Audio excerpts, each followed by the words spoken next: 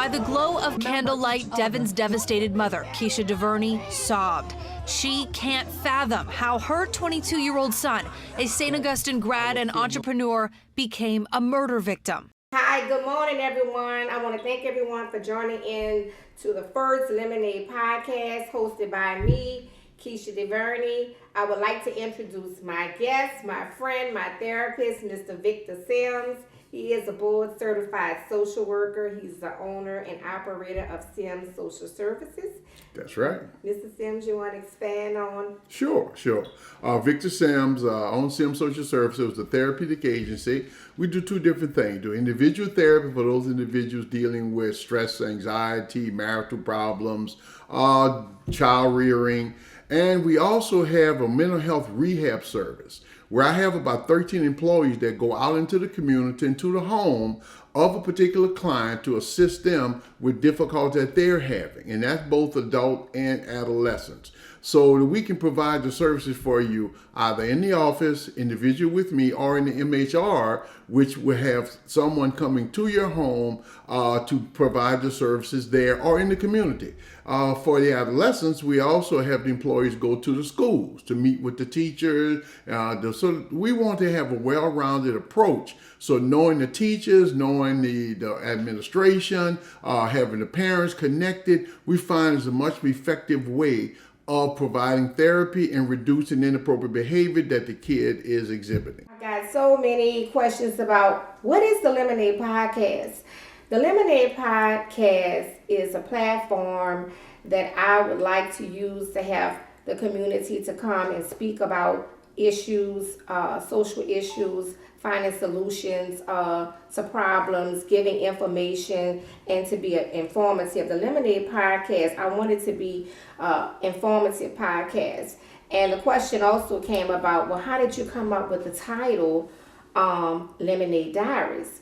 Well, on this podcast, you know, lemons are sour, so some of the issues that we're going to be talking about will be sour. But hopefully throughout the podcast that we're going to have a mixture of information, a mixture of resources. And once you mix all of this together with the lemons, that we're going to come up with lemonades. Okay, so, and as far as the Lemonade Diaries, after the untimely death of my son, I was not able to talk about issues that I was going through and my feelings I was going through at the time. So I actually started journaling, and I want to share my diaries, and I want to share my thoughts and my feelings with other families who are actually going through the same issues that I have gone through, to help them to overcome grief or how to appropriately deal with grief. So this first episode, we're going to be talking about healing after a loss, okay, and unveiling the mask of major depression. Mr. Sims, would you expand on what is major depression? Well, major depression is an emotional condition that's generated by either a biological, which we don't need to go into that one, or an environmental difficulty, where a person's, basically, I'm going to get a little bit technical with you, neurotransmitters in our brains are depressed or reduced, thus causing us to have a lack of energy, lack of desire, frustration with simple situations, and it's generated again either by chemical issues or from environmental situation that came about that caused us to have that depressive nature. And to overcome it, sometimes we can do a combination of either medications if necessary and or alterations in our concepts about whatever it was that caused us the difficulty in the first place.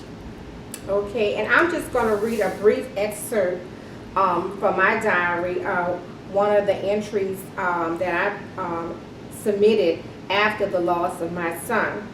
November 19, 2019 will always be embedded in my memoir. November 19th was a bright and sunny day. I awakened early. I was excited about Devin moving back home. He texted me 2 days prior to his arrival. Kiki, I love you. I'm moving back home. I still have that text saved in my phone. I remember so vividly when Devin arrived We both were laughing and smiling. We embraced each other so tightly. Devin briefly shared with me, I had a lot of time to think about things. I have decided to revamp my life and the business. I said, okay. Blue and I, who's the family dog, Blue and I miss you. After packing all his belongings in the garage and in his room, Devin said, Kiki, I will be back later. He kissed me on the cheek. He smiled. I smiled, and he drove off. Night falls. It's 10 p.m. Devin not home. I go to bed. I wanted to call him, but I did not. I did not want him to think I was smothering him. I was just so glad he moved back home. I went to bed, believing he would be coming in soon. My phone rang. It's 2:30 a.m. with the unthinkable news at Ottoman Park. At that moment, I am shocked, numb. Thoughts and my heart are racing. I have lost my only child, my baby. My life as I once knew it has changed forever. It's been 3 days since a young businessman was shot to death near Audubon Park. Yeah, tonight his loved ones came together to support each other and to celebrate his life. Devin Bartolotta spoke with his devastated family about their hopes for what's next. And I wanted to do this series because 2019 Devin was murdered, and I realized about 2 months ago that I was in denial that my son was no longer here. I was functioning as if Devin was actually still here. Every item that he had, whether it was a pencil, whether it was a piece of paper, you know, I wanted to hold on tightly to his clothes, the scent of his clothes. I didn't even much want to wash them or get rid of them. I just wanted to anything that he was a part of, or anything that he had, anything, a brush, a toothbrush, you know, I wanted to just not get rid of it. I just wanted to believe that my son was actually here. My son started a business in 2016, Element Beverage Company. Devin, the business was something that his dad and I felt like we had to strongly hold on to because this was a part of Devin. So for 2 years, I mean, I poured my heart into keeping this business going because that was a part of him. Anything that was a part of him, I just did not want to let go. But in the process, I was not dealing with my emotions. I was not dealing with the loss. I mean, you know, I have pictures all around my house of Devin, you know, but I could not look into his face. I could not look into his eyes. If I felt myself crying, you know, I immediately changed my thoughts to something else. You know, I just was like, I have to hold on to this business, because if I didn't hold on to the business, I was going to lose Devin forever. And it wasn't until Hurricane Ida came, when I was looking in my file cabinet, and I was looking for insurance information, I came across a yellow envelope that had Devin on it. And that was the envelope that I had for him. Then just in case if something happened to me, he didn't have to go scrambling looking for stuff. Everything was right there that he needed to proceed on with his life once I wasn't here. And then it finally hit me that he's not here. My son is not here anymore. And I actually went into a major depressive state where I did not want to answer phone calls. I didn't want to answer emails. I became very withdrawn. My bed became my best friend for hours. I would just sleep 15, 16 hours. I wouldn't eat. And at that opportune time, I was able to just cry. All the tears that I held back for 2 years, I was just able to just cry. So then that's when I realized that I needed to get professional help. So I reached out to Mr. Sims, who is very familiar with me and my family. And I think it's very important when you find a therapist that you find one that you're comfortable talking with. So I know that I would be comfortable talking with Mr. Sims. Not only did he know me, but he also had the opportunity to know Devin, and I just want people out here to know that I know in the Black community sometimes that mental health is a stigma, and it's not a stigma. That major depression, it can be crippling, it can be debilitating if you do not get the proper help. This was the very first one. Around every corner of this home, you'll find these drinks, signifying parents who couldn't be prouder of their son. Devin also did music. These fruity beverages represent much more than a refreshing drink. They're the result of their son Devin Espadrone's big dream. He said, I want to start a beverage business, and that's what he did. Devin founded Element Beverage Company in 2016. His quick success even earned him a spot in the Gambit's 2018 40 Under 40 list. So I have a question for Mr. Sims. Yes. I came to you, Mr. Sims, for help after my son was murdered, and it was a very, very low point in my life, but you listened, and Mr. Sims gave me the tools that I needed to move forward again, because I mean, I know that my life just could not just completely stop. So what would you tell people going into the holiday season with the heavy grief, stress, and loss on their hearts to move beyond this part and to move beyond the pain? Well, what you described is very normal in such a situation. Even if it's a death that we had anticipated, a loved one who's been ill for a very long period of time who eventually succumbs to the illness. But yours was especially painful because it was so sudden. And previously to that, just previously to that, such enjoyment in the return of the relationship. So yours had a little extra kick to it at that point in time. But to go into what we identify as denial, there are 5 stages of grief. Initially denial, the difficulty in wrapping our minds around this particular thing that has transpired. Then we go into bargaining, trying to do something to try to make this thing go away. Then we'll go into anger because it doesn't go anywhere. No matter what I've done, it's still there. So the anger will show up. And then after the anger, when that doesn't change the thing, we go into the depression. And after depression, we hopefully hit acceptance. So those are the 5 stages. Now, I laid them out in 1, 2, 3, 4, 5. But it very rarely happens 1, 2, 3, 4, 5. I can enter it at the depression stage. I can enter it at the anger stage. I can enter it at the bargaining stage. I can enter it even potentially at the acceptance stage. So knowing the symptoms of which each stage, so I know where I am, so then I know what to do. To attempt to avoid it is normal. Who wants to willingly stick their head in the lion's mouth? Nobody. So to attempt to avoid that pain from that hurt is normal. But what it does is it creates a false perceptions of reality that we eventually going to catch up, because reality is going to happen. It's going to catch up with us. Oh, reality did catch up with me. Yeah. It caught up with me physically. Physically, I was so fatigued. I do suffer with high blood pressure, but has always been managed and controlled with medication. My blood pressure was just shooting off the roof. Diabetes. My diabetes was just shooting off the roof. I wasn't really physically taking care of myself. So it started to come out in other ways with my health not being the greatest.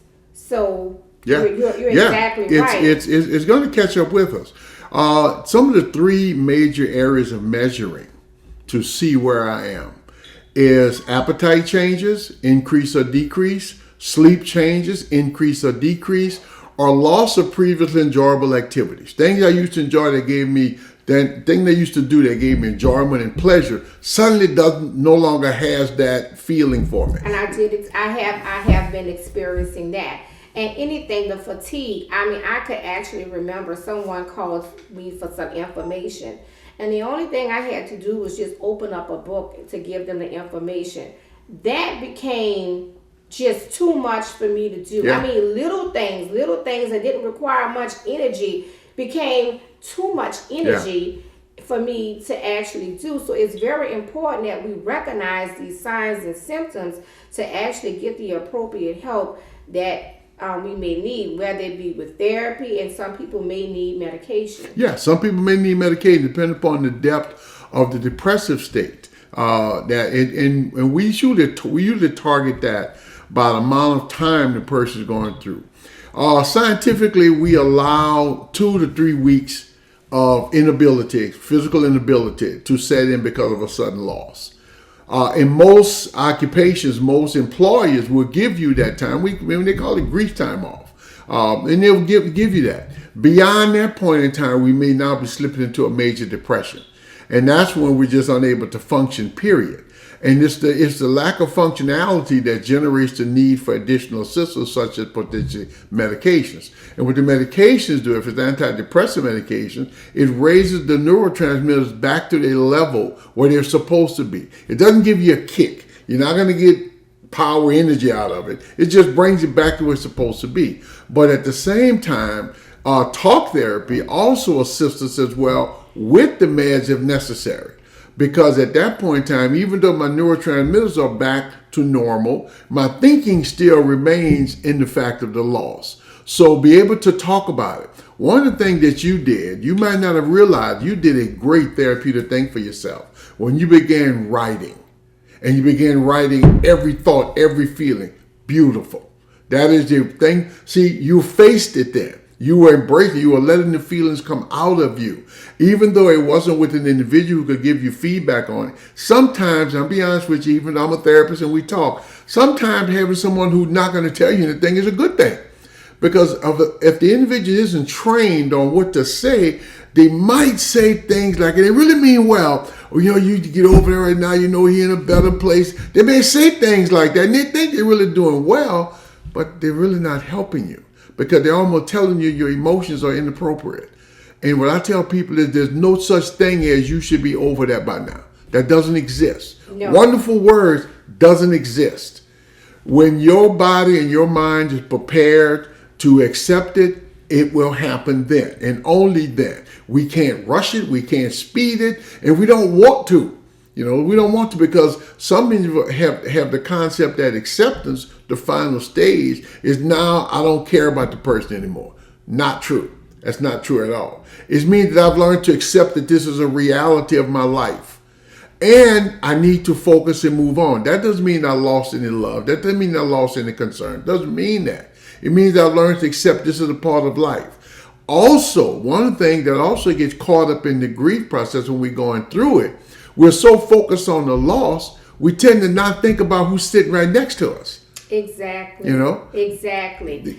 And I can expand on that also, because I am married, and my husband and I, we always traveled, we always did things. But when my son died, I just poured all of my energy into preserving the existence of my son. Yeah. At any cost, I was going to preserve the existence, of him, that, I'm forgetting about the people that's still here living, that's still here around me. So, what I had to learn is a balancing act. Yeah. I had to learn to first take care of myself. Because if you don't take care of yourself, you can't do anything else. Doesn't matter whatever else going on. So first you have to take care of yourself. And then, you have to balance, of dealing with your loss and dealing with the people that are still dependent upon you and living right here beside you. So, I wasn't balancing that where I wasn't taking care of me, and I wasn't spending the quality time that I normally would with my husband, friends, my mother. Everything. I was just focused on, I got to get Element going. Right. I have to get it going, because I was just so holding on. Like I said, I was holding on tight to anything Devin touched. Yeah. If it was a piece of paper, I wanted to save it. If it was a pencil, I wanted to save it. And I still do that. But I'm learning now that I have to have balance. Yeah, and having those type of thoughts and ideas about holding on to things from the lost one, that's not a problem. Those are mementos.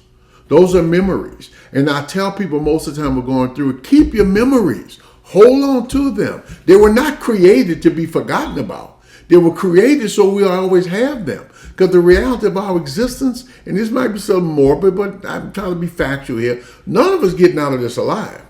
So when we have the opportunity to experience a good time with a person that we love, embrace it, care about it.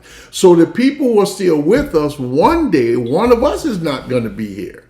Did we experience that time and enjoy it and utilize it? Or did we squander it? Did we let it go past? We have an opportunity every day. One of the things I tell a lot of clients, especially if I'm doing a talk about what we're talking about, is the people who you love, you tell them you love them on a daily basis. That's right. Every day you tell them that you love them, you care about them in some way, shape, or form. Because one day that's going to be the last day, okay? And we want to make sure that we knew, because the one thing that you knew, and the thing that I love about the situation, even though I hate the tragedy, the day before, you and him loved each other. Yes. Y'all showed each other love and concern and Yes. caring and passion. We You hugged, know, we that was beautiful. That's a memory you're going to always have. And that's the memory we want to have with our loved ones when that time comes. That they knew how I feel about them and I know how they feel about me. That's what it's all about. You know, so, but going through the process is something we're all going to go through. Unfortunately, depending upon your point of view. But the moment that we have with the people we love, we got to cherish that. We got to cherish every moment of it. Yes. You know, Ooh. so it makes bickering, arguments, disagreements minimal on the day that we've lost that person.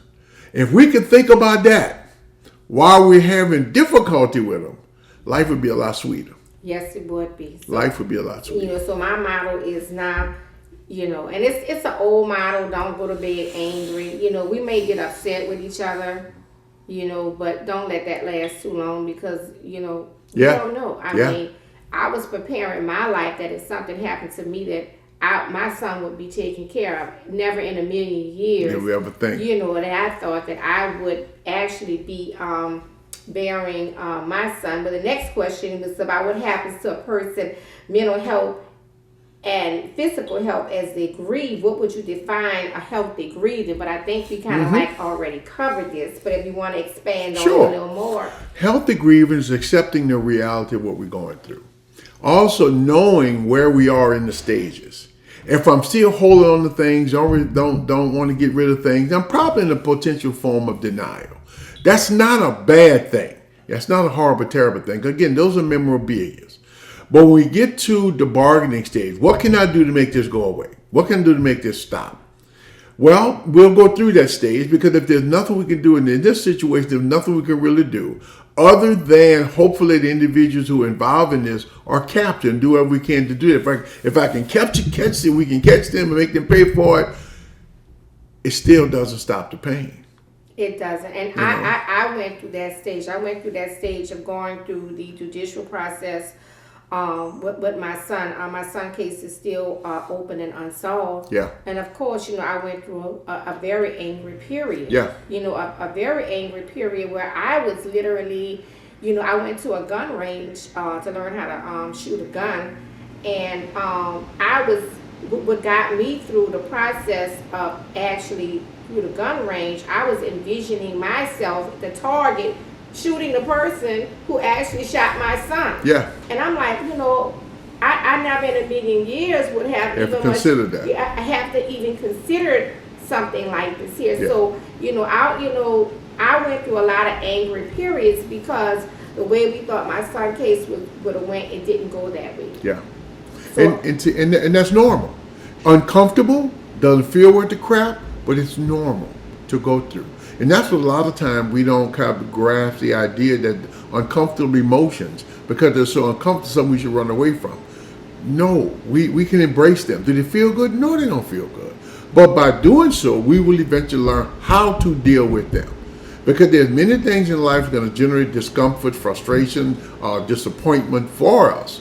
Knowing how to go through it is what we need to learn, because we're going to go through it. There's no human being walking the planet, has ever walked the planet, ever will walk the planet, would not go through hardships and difficulty.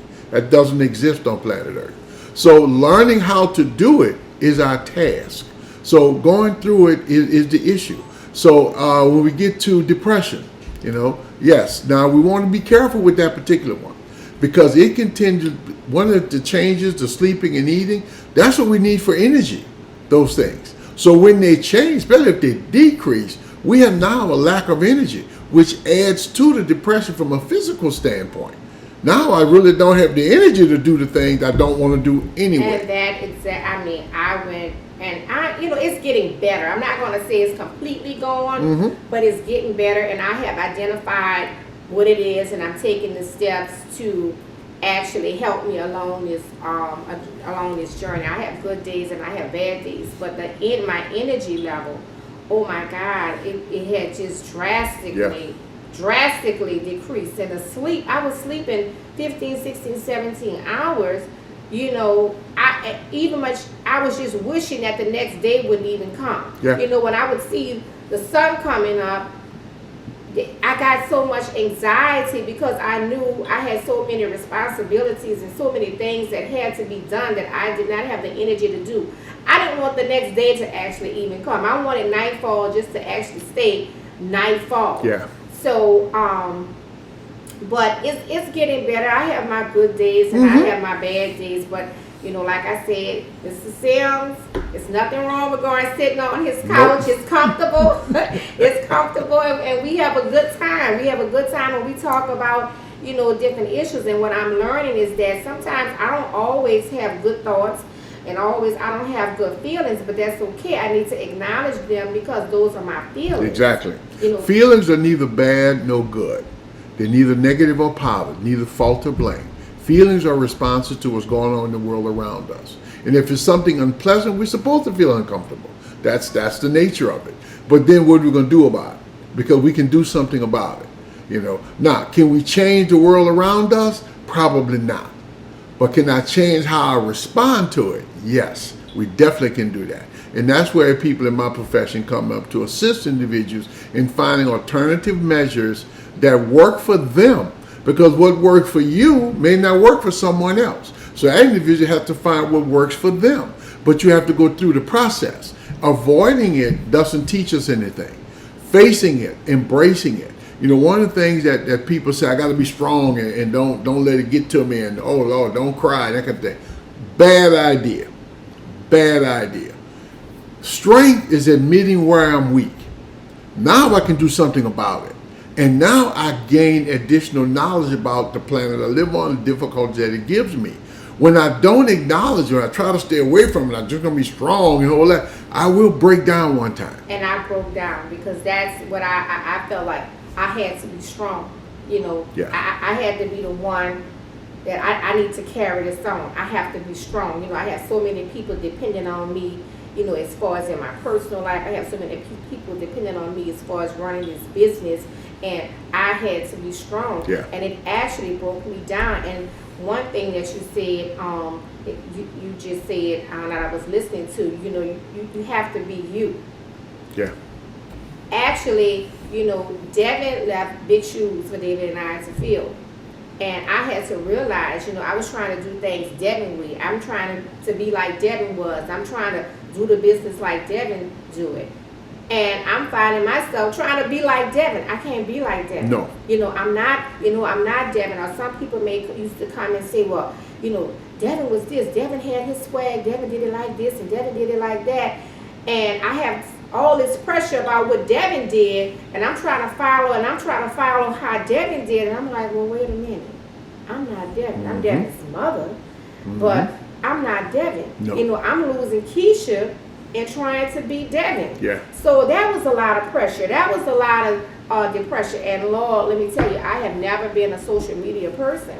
So, I had to get on social media to promote the business and stuff like this here. Social media, if you don't be careful, will beat you down. Yes, it will. Yeah, social media will yes, beat it will. you down. And to try to compare yourself with other people are doing on social media, don't do that. Yeah. You just have to really just be yourself. Like when I'm starting this podcast, I know I'm starting this podcast with 0 subscribers, and it doesn't matter if I don't have any subscribers. But if you can listen to me and I can bring something to the table that's very informative, and I have one person, then I've done my job. Yeah. So you have to really just Be yourself, own your feelings. You know, Devin left a good blueprint. He left. He has a picture that's called. Let me get that picture right there for me, Mr. Sims. The end, not that one. The one that say preparation. You know, this is what his last album was, and it's called Preparation. And you know, just reading through his notes, reading through all of his business plans, he left good preparation for David and I to actually follow. Okay. With his business, he grew this business, the Element Beverage Company, right out of the kitchen of my house. And the blueprint that he left for David and us to follow, it was amazing. You know, Devin was actually amazing, and we miss him dearly. And David and I, you know, we have grown the company from what it was, from what Devin had, but you know, what I had to actually realize that he left us the blueprint of what to follow, but we have to be ourselves. You have to be yourself. We have to be ourselves. We have to be, you know, I can't be Devin. No, You know, you can't be. And big effort, don't try to be. Have faith in whom you are. Adjust to what's necessary. Develop the needed abilities to accomplish the goals that you set about according to what's comfortable to you. Because if you don't, if you attempt to be someone who you're not, again, reality is going to catch up with you. yes. So by being myself, that doesn't mean I can't adjust myself when I feel there's a need for adjusting, because that's reality. You know, so when I feel the need for adjusting, if I feel the need to develop a new skill, a new ability, well, I'll begin to work on developing that skill and that ability. You know, because we all came up that way. We all began to learn how to adjust to the goals we wanted, how to seek out the things that will bring us joy and fulfillment. And every one of those has complications. There's nothing we do that's positive, that's wonderful, that comes easy. An old saying my mother told me a long time ago. Now, eventually years later, I realized what she said. Things that are worthwhile don't come easy. That's right. Things that come easy are usually not worthwhile. That's So right. if it is something worthy to go after, it's going to be a little difficult. That doesn't mean it can't be accomplished. It means that you just got to put forth the effort in order to accomplish it. And once you do, you can get what you want as long as you're willing to do what it takes. If you're not willing to do it, then don't do it. That's okay too. You know, that's okay too. If you realize that, no, this is too much for me. Okay, not a problem. As long as you understand that that's the reality. But if you try to take on something and try to be something that you're not, there's a good chance you're going to crash and burn. And then you really get depressed when that occurs. So be yourself. Be who you are. Much better way of living your life. Correct. And like I said, I never had a problem with insecurities. I never had a problem with knowing who I was, who I am. But, you know, stepping into something like a beverage company, something that was so foreign to me, I had no idea, no clue, couldn't speak the language, didn't know nothing. But we survived it. You grew. We grew. You see? By facing those obstacles, you gradually began to develop the necessary skills to overcome them. And as you gradually began to develop them, but what you had to have to do that is the basic foundation for all accomplishments, a healthy self-esteem. Self-esteem helps us to overcome obstacles, to face difficulties, to develop the necessary skills and ability to overcome our next objective. Healthy self-esteem helps us to overcome a lot of things. If I don't have enough faith in myself, then I'm not going to take on a difficult task. That can be a situation like what you were in, which was massive. It can be even within a marriage. If I don't think I can handle the difficult, the rigmaroles of a different marriage or marriage, I'm in a marriage, I do some stupid things, you know, because I don't think I can handle. I can't face my significant other and deal with a problem that we've having and talk about it and hear them out and make the necessary adjustments in order to accomplish it. I don't think I can be able to do that, so I don't do it. I find different ways around it. And that's for almost any endeavor in life. having healthy self-esteem helps us to overcome whatever difficulties come. And basically, life on planet Earth is difficult. It's difficult. It's difficult. Now we're gonna shift this a little bit. You know, Devin, as everyone knew, died of gun violence. So gun violence right now is running so rampant in the cities across the company. And I know you're not an expert on gun violence. Yeah. But can you speak to us a little bit about anger management and issues and mental health warnings that may be triggering these actions in our community? Yeah.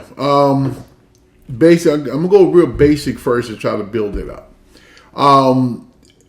Having difficulties in life, individuals try to eliminate that.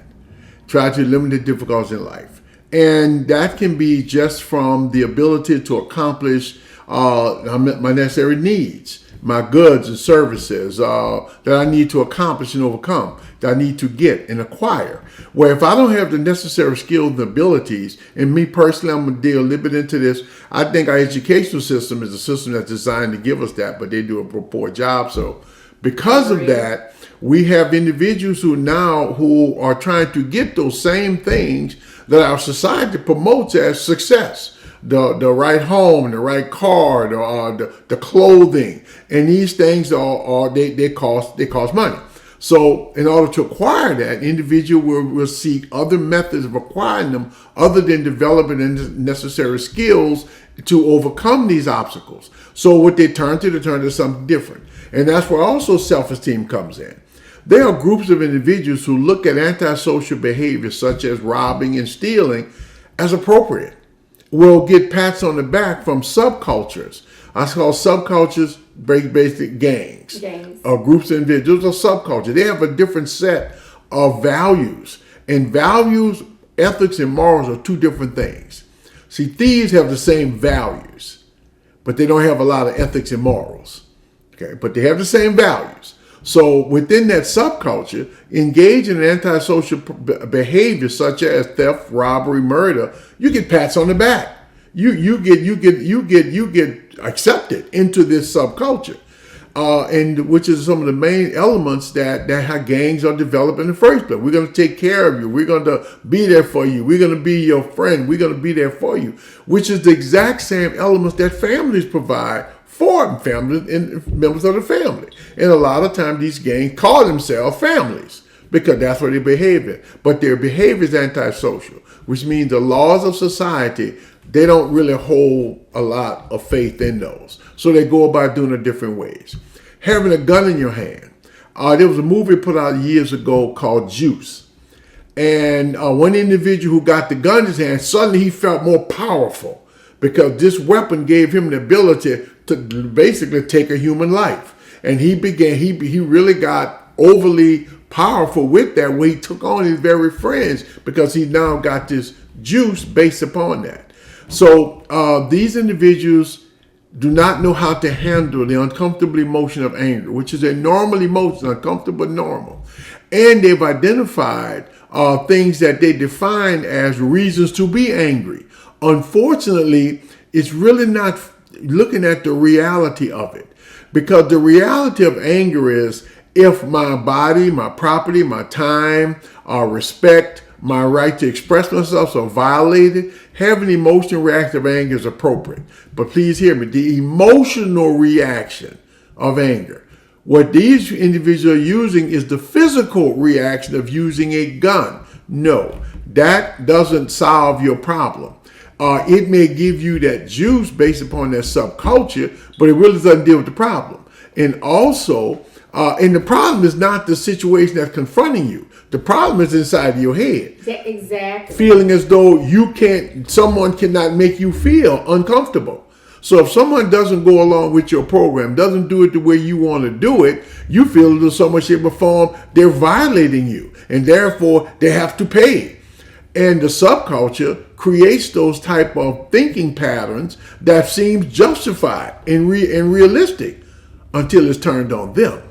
Exactly. So the gun violence, in my opinion, is promoted by a number of different elements. The subculture's acceptance of violence as a means of living, the individual's lack of self-esteem, therefore needing an assistant tool in order to deal with it, the misappropriation of the emotion. Anger is normal, and sometimes just me, I can't get what I want, doesn't mean someone has done me something inappropriate. Exactly, and I mean, I had the opportunity for several years to work inside of the correctional system here in the city of New Orleans.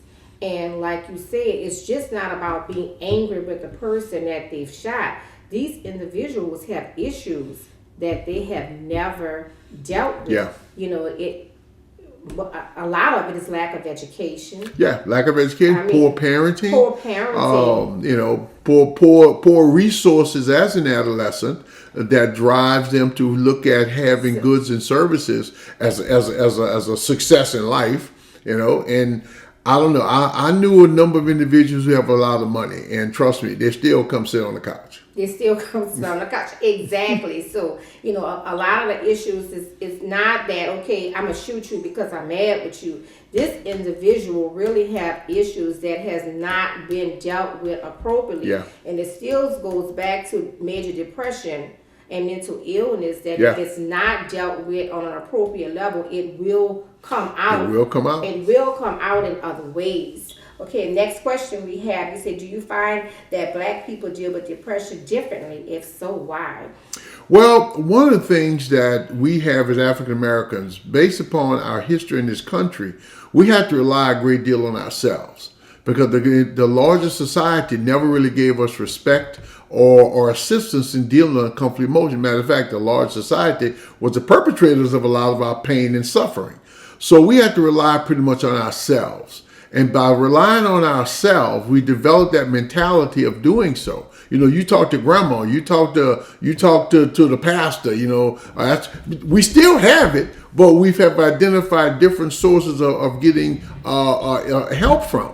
So getting help from someone such as myself, that's outside of that grain that we have drilled inside of us. And also the concept of weakness. If you have the mental issue, then you must be weak. Something must be wrong with you. Well, I got news for you. Something wrong with all of us. The problem is, are you willing to admit it? See, that's the key. Admitting where I am weak is my strength. And a lot of individuals feel as though they cannot admit their shortcomings because something is wrong with you. Well, guess what? Something is.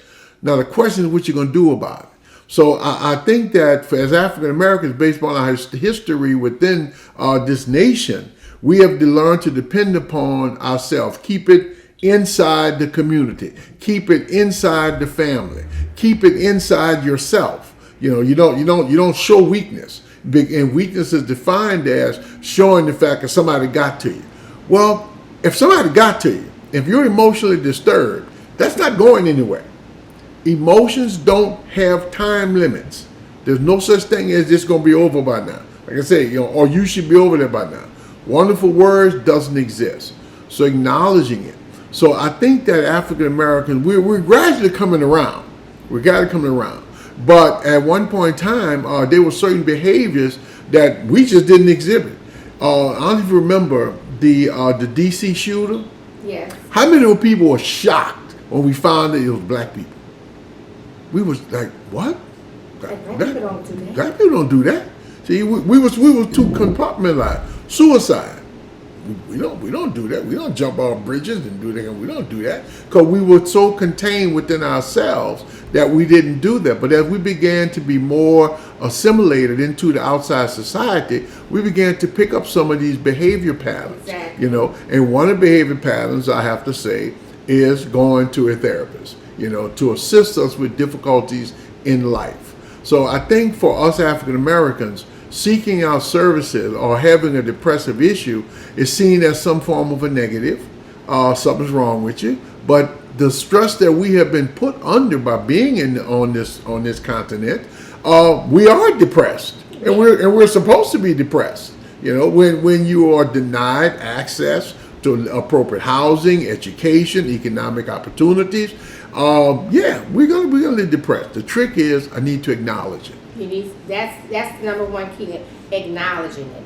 That's the first key. That's the first key. The first key is acknowledging it. And I mean, maybe you may not can go to a therapist, or you may not can afford, and some people don't have access to be able to afford a therapist, but at least talk to someone. Yeah, and that's the key. Don't keep it locked up inside of yourself. Find someone who you can talk to. And if you can't do that, I'll give that, what you did, write it down. Write out your feelings. Pour them out on paper. Grammar, spelling, all that, don't worry about any of that. Just write your thoughts and your ideas on paper and write until you don't want to write anymore. Whether that's a paragraph or 20 pages, you just keep writing. You just pour it into something. But the worst thing we can do is to keep it locked up inside. And let those tears flow. Let them flow. Let them flow. Let them roll. Let those tears flow. Okay, next question and last question that we have is like, what can we do, or what can people do to grow and move forward this holiday season? Because I know it's tough. I mean, with the loss of loved ones, the loss of housing, just the loss of a job, you know, things have changed in the world around us. Can you give us some practical ideas that we can get through this holiday season? Sure. Holiday season always brings about a certain amount of depression. We even call it the holiday blues, when people feel somewhat despondent and depressed around this time. Well, I look at it for two different things. One, we mentioned earlier, the loss of a loved one, because we all have had losses of the people who introduced us to this holiday. Our parents, grandparents, aunts and uncles, and unfortunately, and in your situation, our children. You know, we now have more children lost as well. So we have this, and when the holiday come around, it's anticipated that that's who we're going to spend time with. Well, they're not here anymore. So that gives us a bit of depression about that. That's normal. Okay, again, let the tears flow. Embrace the tears. Do not try to push them off. Embrace them. Those memories were not made for us to forget about them. Those memories are made to be memories, which means we have to memorialize. We have to think about them. And again, if it causes tears, let the tears flow. It's okay. I also recommend sometimes talking to them.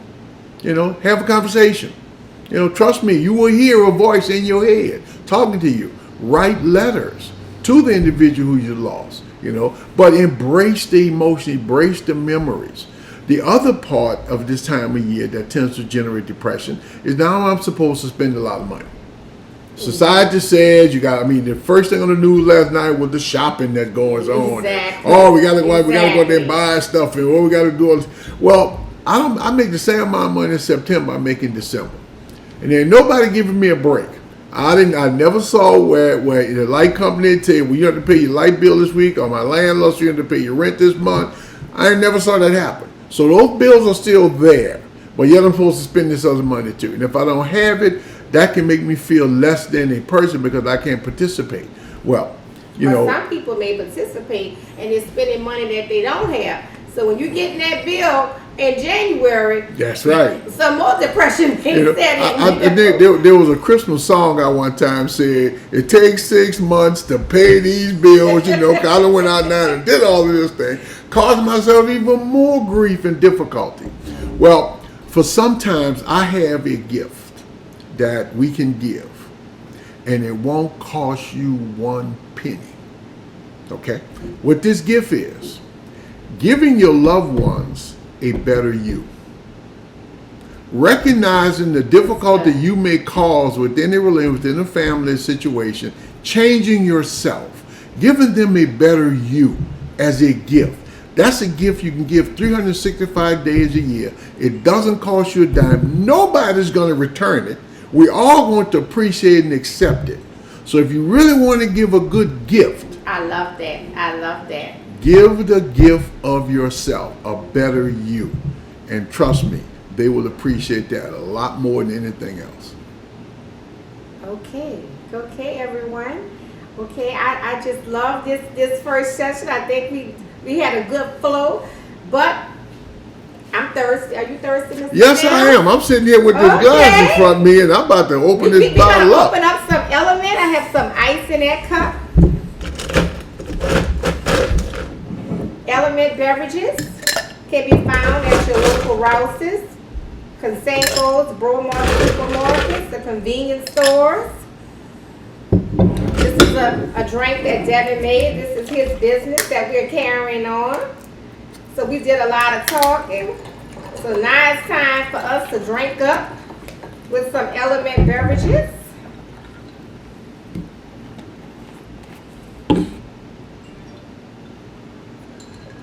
Oh, very good. Yes, it What is. flavor you have? I don't know what Yeah, it is, but it's strawberry. wonderful. Strawberry flavor. Okay, I'm drinking a tropical. Yeah. What I got? Yeah, I got strawberry pineapple lemonade. Oh, very good. So, Mr. Sims, let our guests know that if they are seeking therapy and they want to Yes. sit on a couch and talk, where they can reach you. You can reach me at our company, Sims Social Services. Our phone number is area code 504-362-9010. 9010. 362-9010. And nowadays you got to put 5 and 4 in front of it. And give us a call. If we can't help you, we will definitely direct you to someone who can. If you're having trouble with adolescents, we can provide that service quick, fast, and hard. I got about 15 people that will go out into the community. So if you're having difficulty with your teenager, with your young child, give us a call. We'll set up an assessment and get work done as rapidly as possible. Great, great. Do not sleep on this. If you need the assistance, get the help that you need. Also, the Lemonade Podcast, you can go to YouTube, Apple, the Apple Podcast, Spotify. This segment will be hosted, will be shown on December the 4th. Go to the YouTube, the Lemonade Podcast. I hope you have enjoyed the show, and thanks for tuning in.